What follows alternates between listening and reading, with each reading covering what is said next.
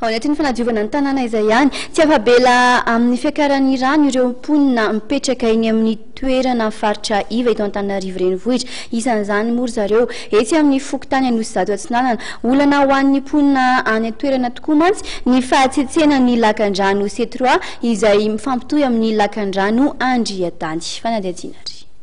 Orana kely monjy toy ny rotsakorana izay nisy tamin'ny sabotsy teo dia efa nampiakatra ny rano miangona amin'ity ampahandalana amin'ny lakan-drano C3 mihazo ny lakan-drano Andritany eto Anosizato Atsinanana voalohany ity raha ny nambaran'ny mponina. Amin'ny vanim-potoana ny fahavaratra dia miakatra hatrany an-tokotany eny hatrany anaty trano ho an'ireo trano anaty tanàna ny rano raha ny fanazavana.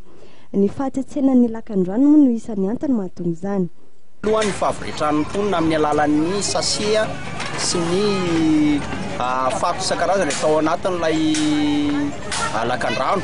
Ny faharoa manaraka an'izay dia mifanorenana tsy arazahoana lalana trano ao anaty kanalina. Ary ny ray anankiray izay tena andraikitra goavana ihany koa dia ny fanotofatany tsy nazahoana lalana izay mahatery ny surface.